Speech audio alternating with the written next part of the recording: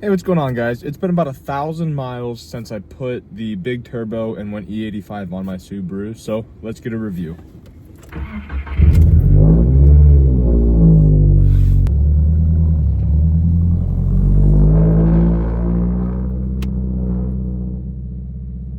Alrighty, guys, so let's first start off with some of the bad or annoying things.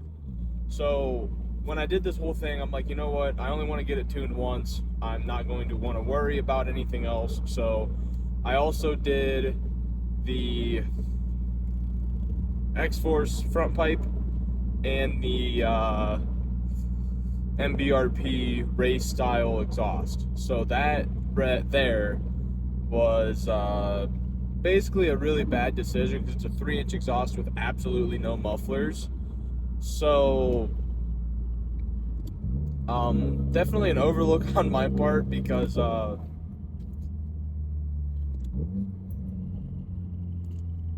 it's loud, and on cold starts it's very raspy, like not the good kind. I guess it was just something I wasn't really expecting. Phone was a little shaky. There you go. Apologize about that. One of the great things about actually, like, my tuner Graham for boosted performance said, hey, keep it between E50 and E60. So I've been trying to keep it between E55 and E60 because, you know, who doesn't want more power? So right now I'm at 55.3% ethanol, and I just took a road trip out to my girlfriend's house, which is about an hour away. It's averaging 31.5 miles a gallon, and I have 74 miles on this tank so far. I've had 3 tanks, this will be my 3rd tank, on just sole like E50 area. The first one was like 28, but well, I guess I can say the first 2 were about 28 miles a gallon. The first one, when I was doing all the testing and the pulls and stuff, and I'm like, oh man, this is sick. I was getting closer to about 26.5, which, you know, doing test pulls, obviously that's going to happen. So honestly, I told myself, I almost just hit a bird. I told myself if it got 24 miles a gallon, it would pay for itself in under 2.5 years. Well, if I'm getting 28, almost 29, if I stay getting 30 miles a gallon on this tank, that is gonna pay for itself very fast.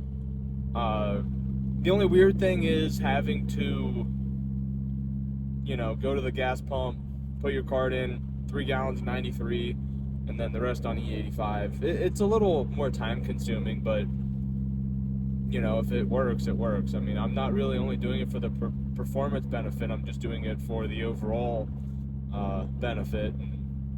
So far, it's been great. I really have no complaints. I will say, my driving habits are, as you guys have seen, I'm literally just cruising at about 55 miles an hour. I do that basically all the way to work. So under my conditions, it's a lot different than some of the other guys, but full bolt on, not full bolt on, with my like stage 1 stuff, I was getting between 31 and 33 miles a gallon. I took a road trip all the way out to DC, which is about a 6-hour drive, and I was getting almost 35 the whole way, which is incredible. Definitely a really big upside on the mile per gallon side of things. So really, this tank I've only dropped like 1.5, but on the other tanks I've averaged probably a 2 to 3 mile a gallon drop because I am only E50. If I went to E85, I would solely think that I would get like 22 to 24, which is kind of my thought, but my tuner said, hey, you got to keep the car happy. I'm on stock fueling, so not too bad. I really don't have any complaints about that. Just a weird few things I've picked up when I downshift. I'm going to do it right now when I'm coming up to the stop sign. When I downshift, when it hits 3 grand, it does like a snap pop. I don't really care for pops that much, but it does one. I'll put the window down here so you can hear it.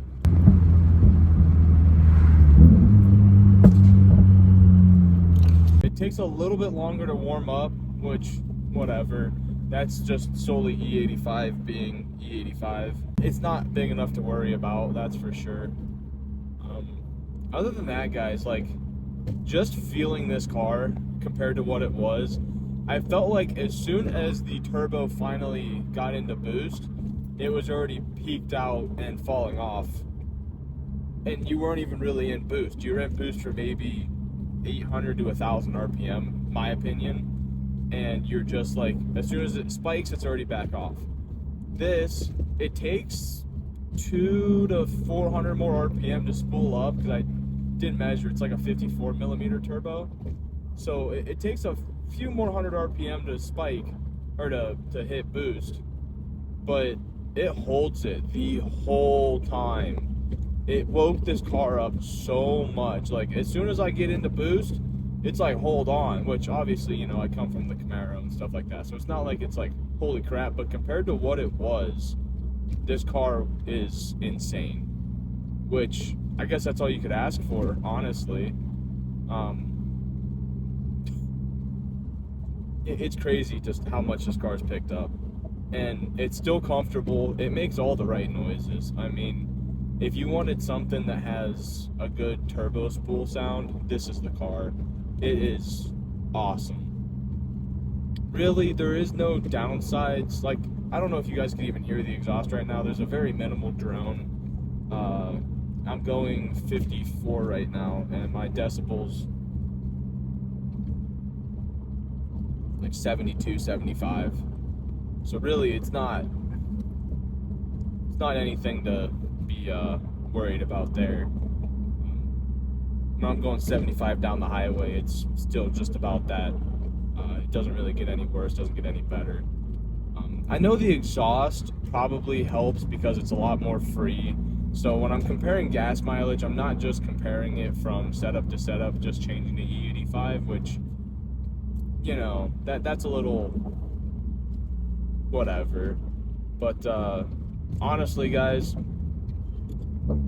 this has been, as much as I call it the reason why I'm not better financially right now, because I mean, I did put like $3,400 into it.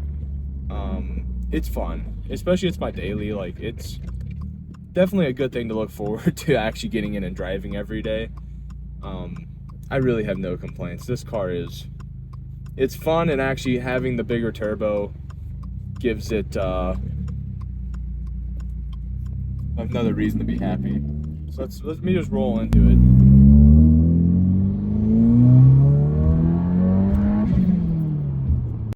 And that was 60 in second gear. It just does it so, like, it, bam.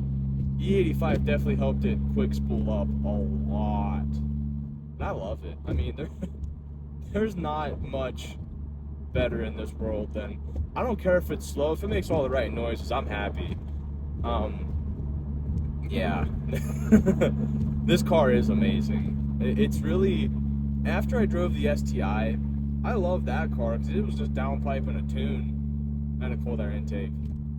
And I was like, man, this thing is awesome. And then I started, like, the clutch in that thing, I don't know what was going on with it, but then I went into a truck and I'm like, no, this isn't it. Like, after I got, like, addicted to the feel of a Subaru, I mean, I'm not like your typical Subaru guy, I guess you could say, but, like, honestly, they're just fun cars. Like, I'm a car enthusiast. I don't care what brand it says. If it's a fun car, it's a fun car. So, to me, this is just a fun car. It takes turns very well. It makes all the right noises. It gets great gas mileage. Insurance is honestly cheap. Like, before I bought this, I was looking at, like, an M240i or an Audi A5 two-door. And I'm like, I look at the insurance and they're like more than the Camaro. And I'm like, gosh, man, this thing isn't more than your just average SUV, honestly. I think I pay like $46 a month for it. If you look at like an insurance standpoint even, this car is a wonderful daily. And I know there's like always like the bad rap the Subaru people get, but honestly, if you just look at it as like an enthusiast car, it's awesome. This is actually my 8th car, so I feel like I have a pretty decent standpoint to stand on. And I have driven a lot of cars in my day so far. And just it doesn't have to be fast, but you know, a little quick, reliable, get you to and from A and B. Well, I really can't say reliable after this, but get you to and from A and B, and you can enjoy it every day. This is a car you can get in, little drama, and just get in and enjoy. And so far, the stock clutch has been holding up. I do have 87,500 miles on this car. I bought it at 70,000. I am the second owner, but overall, clutch is still holding great. So that's why I'm not doing any launches on it. I do have a personal best quarter mile time launching it of a 12:58 at 108 on the street, but I don't really care to launch it off the two-step. I might still take it to the track one day and just lay into it and see what it does. I'm hoping to see about 114 to 117 trap speed. That would be my goal, honestly. But other than that, guys, I really have no regrets. This actually has made it enjoyable. And like I said, actually the E85 thing has surprised me the most. I know my driving conditions aren't like city, this, that. If I'm most of the time cruising at or above 50 mile an hour. That's really the only thing that I'm like, you know, if you have to do a lot of stop and starts, it probably kills it, but you guys can kind of do your own judgment with that. My tuner says there is probably a restriction with my parent cold air intake, so it's definitely still not maxed out, but if the fueling is happy here, I'm happy here. When I got all the parent parts off that guy, I was like, you know, the torque steering really isn't that bad. Now it's pretty intense, honestly. When I go to pass somebody and I jam it in like second or third gear, and it kind of like, if you guys have experienced torque steer, you know exactly what I'm talking about. But like, you gotta like kind of correct it a pretty decent amount. Other than that, guys, I mean, it's basically the same car, but just a lot more fun now. So do I have any regrets? Not really, because at the end of the day, it's still cheaper than, you know, trading it in and getting a new car and a new bunch of headaches. So, and it was kind of on my dream parts list. I'm like, I've always wanted to put a bigger turbo on a car. First time I've ever done that, so this is definitely opening my eyes to something horrible. It's fun. If there's one word to describe it, it's fun.